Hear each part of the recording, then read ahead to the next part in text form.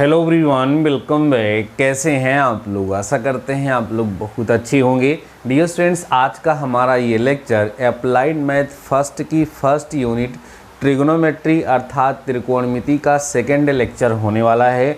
Dear students, आज के इस लेक्चर का हमारा टॉपिक है कोणों के मापन की वृत्तीय पद्धति।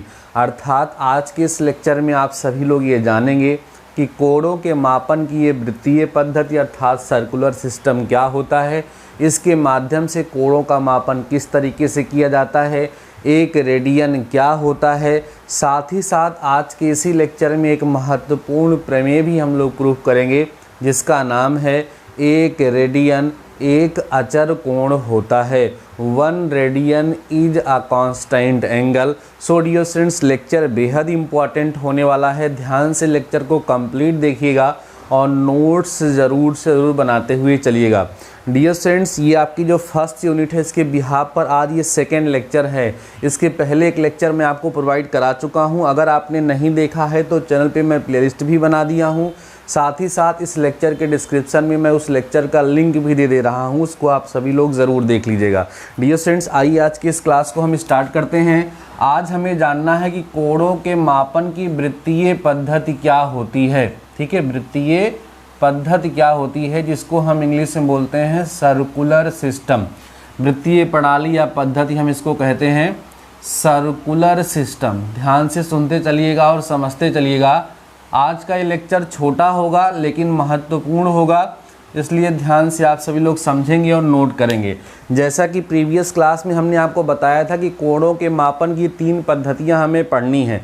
पहली पद्धति खास्टिक पद्धति, इसको सेक्सेजेसिमल सिस्टम कहा गया था, उसके बारे में हमने पढ़ा था, जिसमें कोणों का मापन अंश में किया जाता है। दूसरी पद्धति हमने सेंटिसिमल पढ़ा था, इसको सतिक पद्धति कहते हैं, उसमें कोणों का मापन ग्रेड में किया जाता है। अभी हम लोग पढ़ने वाले हैं वृत्तीय पद्धति। इसको डियर स्टूडेंट्स भारतीय पद्धति या भारतीय प्रणाली भी कहा जाता है। क्या कहा जाता है? भारतीय पद्धति। ठीक है, जिसको इंग्लिश में बोलेंगे हम इंडियन सिस्टम। एक नाम इसका और भी है, वो होता है बच्चों रेडियन मीज़र, या आप कह सकते हैं हिंदी में रेडियन मापन। ठीक है, रेडियन मापन, इंग्लिश में लिख देंगे रेडियन मीज़र। अब ज़रा सुनिएगा, चूँकि इस पद्धति में कोणों का मापन रेडियन में किया जाता है, इसलिए इसको रेडियन मीज़र के नाम से जाना जाता है। साथ ही साथ इस पद्धति के बारे में सबसे पहले भारतीय लोगों ने बताया था, इसलिए इसको भारतीय पद्धति या इंडियन सिस्टम के नाम से जाना जाता है। आइए हम समझते हैं कि इन्होंने किस तरीके से बताया था। तो डियर स्टूडेंट्स, आप लोगों ने सर्कल का नाम सुना होगा, वृत्त आप सभी लोग जानते हैं। ये हो गया कोई वृत्त और यहाँ हो गया डियर स्टूडेंट्स इसका केंद्र। ठीक है, सपोज करिए इसका केंद्र O है, तो अगर इस चाप के द्वारा, यहाँ ध्यान सुनिएगा, ये चाप के द्वारा इस वृत्त के एक चाप, मान लो इस चाप की लंबाई AB, इसको इंग्लिश में R कहते हैं, और इस वृत्त की जो त्रिज्या है सपोज करो R है, तो अगर डियर स्टूडेंट्स इस आर्क की लेंथ भी, इस चाप की लंबाई भी R हो, तो इसके सेंटर पे बना हुआ जो कोण होता हुआ एक रेडियन कहलाता है, जिसको ऐसे 1 की पावर C से रिप्रेजेंट किया जाता है।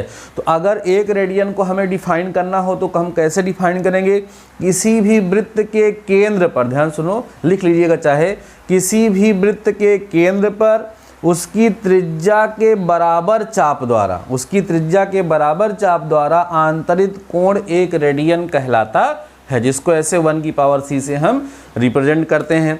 ज़रा सुनिए, इसका मतलब ये है कि सपोज कर लीजिए कि अगर हमारे पास कोई वृत्त ये दिया गया, इसका सेंटर यहाँ है, इसकी त्रिज्या अगर 4 है और यहाँ एक चाप है जिसकी त्रिज्या कितनी है? 4 है, तो यहाँ पर इसके केंद्र पर जो कोण बनेगा वो कितना बनेगा? 1 रेडियन बनेगा।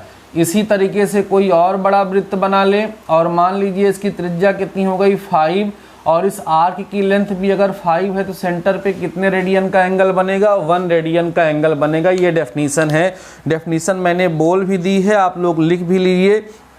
क्या बोला?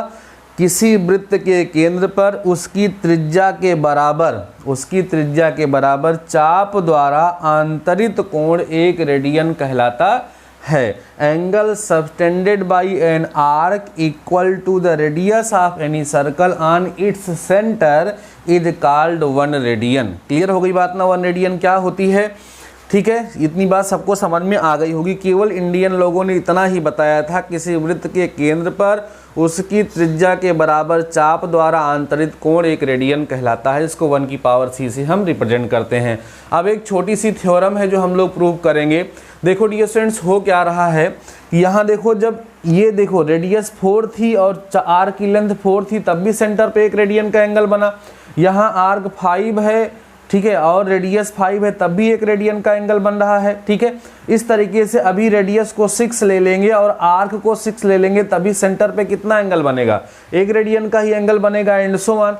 तो इससे हो क्या रहा है कि क्योंकि सर्कल का जो सर्कल की जो रेडियस है वो चेंज हो रही है और उसके आर्क की लेंथ भी चेंज हो रही है, लेकिन उसके सेंटर पे बना हुआ जो एंगल है वो चेंज नहीं हो रहा है, वो हमेशा 1 रेडियन ही आ रहा है। इसलिए माइंड में एक छोटा सा डाउट हो जाता है कि कहीं रेडियन जो है वो कांस्टेंट एंगल है या नहीं है। इसलिए एक छोटी सी थ्योरम हम लोग प्रूव करते हैं, वो थ्योरम है कि radian is a constant angle. आइए इस थ्योरम को प्रूव करते हैं और इसकी मदद से एक महत्वपूर्ण जानकारी भी आप सभी लोगों को प्राप्त होगी।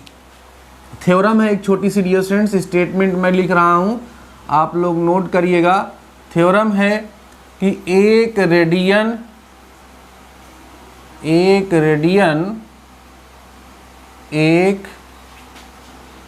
अचर कोण होता है। एक रेडियन एक अचर कोण होता है, ये थ्योरम है। ठीक है, इंग्लिश में इसको लिख दीजिए, 1 रेडियन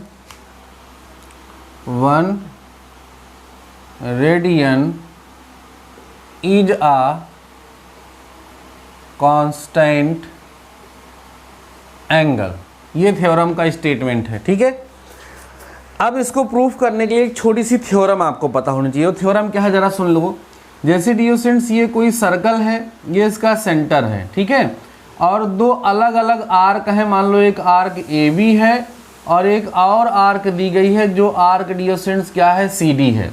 इस आर्क के द्वारा सेंटर पे एंगल θ1 बन रहा है और इसके द्वारा सर्कल पर सेंटर एंगल θ2 बन रहा है। तो थ्योरम कहती है कि इनके द्वारा जो एंगल बन रहा है उनका रेशियो जिस आर्क के द्वारा ये एंगल बन रहा है उस आर्क के रेशियो के बराबर होता है।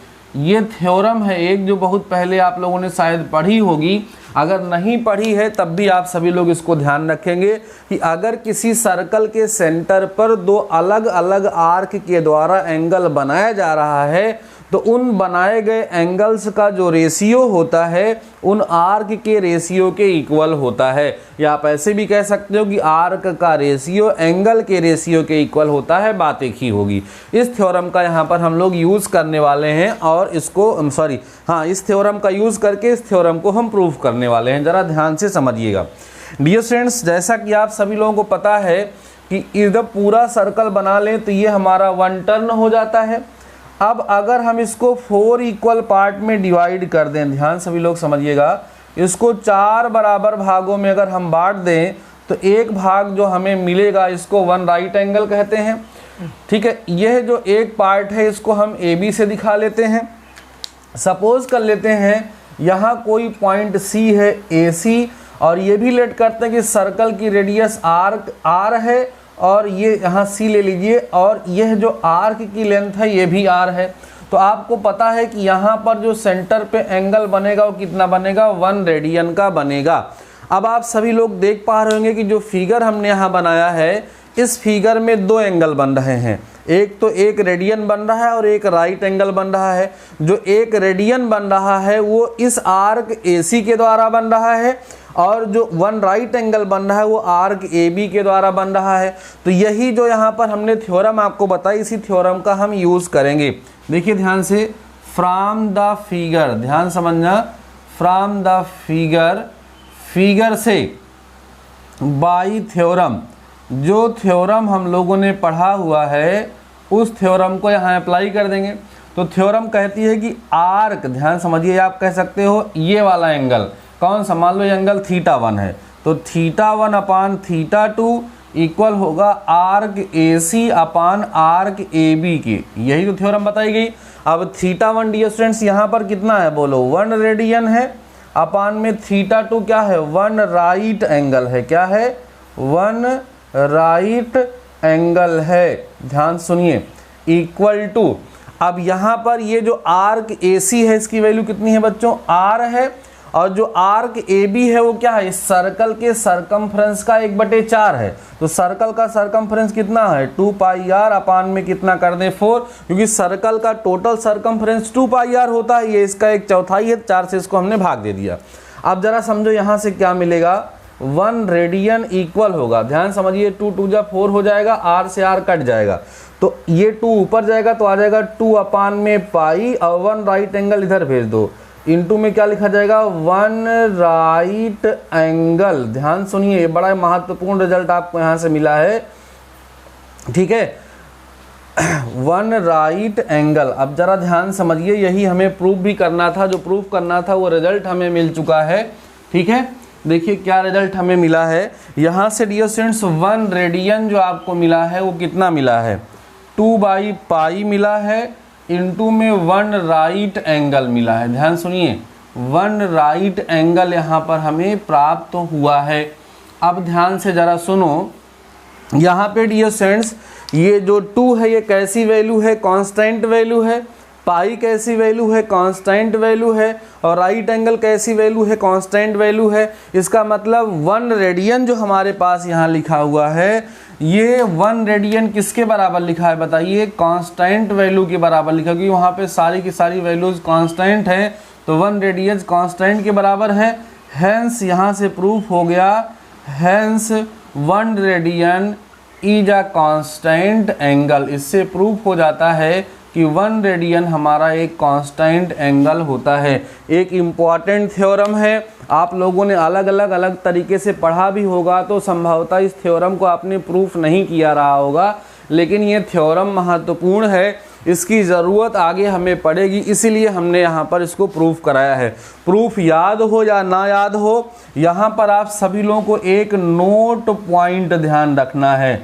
ध्यान से सुनो, क्या याद रखना है, एक नोट पॉइंट ध्यान रखना है, वो ये ध्यान रखना है क्योंकि आप लोग यहाँ से एक चीज़ पाए हैं कि 1 रेडियन जो होता है वो 2/पाई इंटू 1 राइट एंगल के बराबर होता है। सुन रहे हैं ना, तो अगर यहाँ से 1 राइट एंगल की वैल्यू निकालें हम, तो ध्यान से सुने आप लोग, तो 1 राइट एंगल जो होगा डियर स्टूडेंट्स वो किसके बराबर होगा, पाई/2 रेडियन के बराबर होगा। एक बात यहाँ पर आपको विशेष ध्यान रखनी है, यहाँ जो पाई की वैल्यू है वो 22/7 होगी, बिकॉज यहाँ पर जो पाई यूज हुआ है ये सर्कल के सरकमफ्रेंस को फाइंड करने के लिए यूज़ हुआ है। तो चूंकि सर्कल के सरकमफ्रेंस के लिए यूज़ हुआ है, इसलिए यहाँ पाई की वैल्यू 22/7 हमेशा यूज़ की जाएगी। तो आप सभी लोगों को ये समझ में आ गया होगा कि रेडियन क्या होता है, 1 रेडियन क्या होता है। साथ ही साथ हमने एक महत्वपूर्ण थ्योरम भी यहाँ पर प्रूव कर लिया कि एक रेडियन जो होता है वो एक अचर कोण होता है, एक कांस्टेंट एंगल होता है। ठीक है ना, इतनी बात सबको समझ में आ गई। अब एक छोटी सी थ्योरम डियर स्टूडेंट्स और बच रही है, उसको भी मैं आपको समझा दूं, ध्यान से सुनते चलिएगा। बहुत ही इंपॉर्टेंट लेक्चर मैं आप सभी लोगों को प्रोवाइड करा रहा हूं, ये है आप सभी लोगों को समझ में आना चाहिए। ठीक है, नोट करते हुए चलिएगा। थ्योरी हो सकता है थोड़ा सा आपको हार्ड लगे, बट इम्पॉर्टेंट बहुत है, नोट करते चलना। डियर स्टूडेंट्स, अभी आप सभी लोगों ने देखा कि जैसे ये हमारा कोई सर्कल है, इसका यहाँ कोई सेंटर है और ये आर है, ये आर है। अगर ये भी आर है तो यहाँ एक रेडियन का एंगल बन जाता है।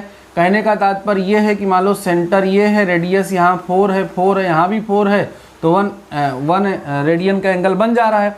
लेकिन हो सकता है यहाँ कितना आ जाए, 5 आ जाए, और जब यहाँ पर 5 आ जाएगा तब इस एंगल को कैसे पता किया जाएगा, जरा हम इसका डेरिवेशन यहाँ पर आपको करके दिखाने वाले हैं। Angle subtended by an arc at the centre of a circle.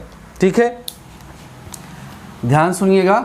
Theorem है यहाँ पर हमारी, जो हम आपको प्रूव कराने वाले हैं। थ्योरम, यल लंबाई के चाप द्वारा, यल लंबाई, ध्यान सुनिएगा और नोट कर लीजिएगा, यल लंबाई के चाप द्वारा आर त्रिज्या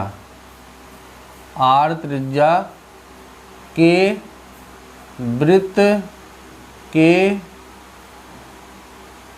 केंद्र पर आंतरित कोण। ठीक, ये हमारा एक फार्मूला है, आप कह सकते हैं एक थ्योरम है। ज़रा ध्यान से समझिए, ये हमारा सर्कल हो गया, ठीक है, यहाँ इसका सेंटर हो गया, इसकी रेडियस आर हो गई। मान लो यहाँ पर जो एंगल बन रहा है ये आर्क ए बी के द्वारा बन रहा है, आर्क ए बी की लेंथ आर है, तो यहाँ पर जो एंगल बनेगा वो 1 रेडियन बनेगा। अब सपोज करो एक पॉइंट और ले लिया जो कि आर्क ए सी है और इसके द्वारा जो एंगल बन रहा है वो एंगल सपोज कर लेते हैं हम थीटा बन रहा है, और इस आर्क की जो लेंथ है डियर स्टूडेंट्स वो कितनी है, एल है। तो हमें इस थीटा की वैल्यू पता करनी है एल और आर के पदों में। ध्यान समझिए सब लोग, आप क्या कह सकते हैं, फ्रॉम द फिगर से बाई थ्योरम, जो थ्योरम आपने पढ़ा है उसके हिसाब से थीटा अपान 1 रेडियन, यही तो फार्मूला है। एंगल थीटा किस आर्क के द्वारा बन रहा है, आर्क ए सी के द्वारा बन रहा है, और ये किस आर्क के द्वारा बन रहा है, आर्क ए बी के द्वारा बन रहा है डियर स्टूडेंट्स, आर्क ए सी। जो एंगल बनेगा उनका रेशियो जिस आर्क के द्वारा वो बन रहा है उनका रेशियो आपस में बराबर होना चाहिए। तो यहाँ पर अपान में ये, तो इसको थीटा रेडियन कह सकते हैं। आर्क ए सी की लेंथ कितनी हो जाएगी, एल, और आर्क इसकी ए बी की वैल्यू कितनी हो जाएगी, आर। तो theta radian equal to L by R हो जाएगा। वेरी इंपॉर्टेंट रिजल्ट है, इसको सभी लोग जरूर से ज़रूर याद कर लीजिए, ध्यान रख लीजिए। एल लंबाई के चाप द्वारा आर त्रिज्या के वृत्त के केंद्र पर जो कोण बनेगा वो क्या होगा, एल बाई आर होगा। कहने का तात्पर्य ये है कि जैसे हमारे पास ये कोई सर्कल है, इसका सेंटर है, इसकी रेडियस 4 है और इस आर्क की लेंथ 5 है, तो इसके सेंटर पे जो एंगल बनेगा वो theta equal to L by R, formula बता दिया गया। तो थीटा इक्वल टू हो जाएगा बच्चों 5/4। लेकिन ध्यान रखना ये जो वैल्यू आएगी वो किस में आएगी, रेडियन में आएगी। इस फार्मूले पर अक्सर एक क्वेश्चन आपके एग्जाम में पूछा जाता है, और ऐसा दे करके बाद में ये जो एंगल बनता है उस एंगल को वो रेडियन में ना पूछ करके डिग्री में पूछ लेता है। जैसे कह देगा कोई वृत्त है जिसकी त्रिज्या 7 है और उसके एक चाप की लंबाई 22 है, तो L कितना हो गया 22, R कितना हो गया 7। कहेगा इसके सेंटर पे जो एंगल बन रहा है उसकी वैल्यू पता करोगे, तो थीटा इक्वल टू क्या हो जाएगा, L बाई आर, तो थीटा इक्वल टू आ जाएगा 22/7 रेडियन। ध्यान रखना इस फार्मूले से जब भी हम एंगल को फाइंड करेंगे वो एंगल हमेशा किस में आएगा, रेडियन में आएगा। ये विशेष रूप से आप सभी लोगों को ध्यान में रखना है। तो डियर स्टूडेंट्स, अभी आज के इस पर्टिकुलर लेक्चर में मैंने आपको बताया कि कोणों के मापन की वृत्तीय पद्धति क्या है, सर्कुलर सिस्टम क्या है। आपने समझ लिया कि कोणों के मापन की जो वृत्तीय पद्धति है, जो सर्कुलर सिस्टम है, उसमें कोणों का मापन रेडियन में किया जाता है। एक रेडियन क्या होता है, किसी वृत्त के केंद्र पर उसकी त्रिज्या के बराबर चाप द्वारा जो कोण बनता है उसको एक रेडियन कहते हैं। हमने एक थ्योरम प्रूफ करी कि एक रेडियन एक कांस्टेंट एंगल होता है, जिससे हमें एक महत्वपूर्ण रिजल्ट मिला कि एक समकोण या एक राइट एंगल π/2 रेडियन के इक्वल होता है, जिसको ज़रूर आपको ध्यान रखना है। फिर हम लोगों ने ये भी डिराइव किया कि अगर कोई वृत्त है जिसकी त्रिज्या r है, एक चाप की लेंथ अगर l है, तो उस चाप के द्वारा वृत्त के केंद्र पर जो कोण बनेगा वो कितना होगा। फार्मूला हुआ theta equal to L by R. इसको आप सभी लोगों को हमेशा ध्यान रखना है। दो महत्वपूर्ण रिजल्ट आपको यहाँ मिले हैं जिनको आप सभी लोग ज़रूर ध्यान से रखेंगे, ठीक है। तो आपको क्वेश्चन सॉल्व करने में आसानी होगी, टॉपिक को समझने में आसानी होगी। पहला एक हम लोगों ने आज रिजल्ट निकाला है कि वन राइट एंगल, सुनिएगा कि वन राइट एंगल जो होता है डियर स्टूडेंट्स वो π/2 रेडियन के इक्वल होता है। दूसरा हम लोगों ने पढ़ा है theta equal to L by R, और ध्यान क्या रखना है कि theta will be in radian theta की जो वैल्यू यहाँ पे निकलेगी वो सदैव किस में रहेगी, रेडियन में रहेगी। तो डियर स्टूडेंट्स, हम लोगों ने कोणों के मापन की जो तीनों पद्धतियाँ हैं उन तीनों पद्धतियों के बारे में पढ़ चुके हैं, जान चुके हैं, समझ चुके हैं। अब बारी है इनको आपस में इंटरचेंज करने की। मतलब अगर कोण हमारा अंश में दिया है तो उसको हम ग्रेड में बदलना चाहते हैं तो कैसे बदलेंगे। कोण अगर हमारा रेडियन में दिया है उसको हम अंश में डिग्री में बदलना चाहेंगे तो कैसे बदलेंगे। मतलब जो तीन पद्धतियां हम लोगों ने पढ़ी हैं, कौन कौन सी पढ़ी हैं भैया। रेडियन मीजर पढ़ा है, रेडियन है ना, रेडियन हम लोगों ने पढ़ा हुआ है। और क्या पढ़ा है, उसके बाद हम लोगों ने डिग्री मीज़र पढ़ा है। और क्या पढ़ा है हमने, ग्रेड मीज़र डियर स्टूडेंट्स पढ़ रखा है। इन तीनों पद्धतियों में हम लोग आपस में कैसे कन्वर्जन करते हैं, इस टॉपिक को हम नेक्स्ट लेक्चर में डिस्कस करेंगे और कुछ प्रॉब्लम भी आपको सॉल्व कराएंगे जिससे आपको अच्छे तरीके से समझ में आएगा। आज का लेक्चर छोटा था लेकिन इम्पॉर्टेंट था। उम्मीद करता हूं कि आपने लेक्चर को पूरी तरीके से एंजॉय किया होगा, चीज़ें आपको समझ में आई होंगी। अगर आपके माइंड में किसी प्रकार का कोई डाउट है, कोई क्वेश्चन है तो कमेंट सेक्शन में कमेंट करके पूछ सकते हैं। बाकी डियर स्टूडेंट्स, आज के इस वीडियो में, आज के इस लेक्चर में बस इतना ही। मिलते हैं नेक्स्ट लेक्चर के साथ, नेक्स्ट टॉपिक के साथ। तब तक लिए शानदार रहिए और पढ़ते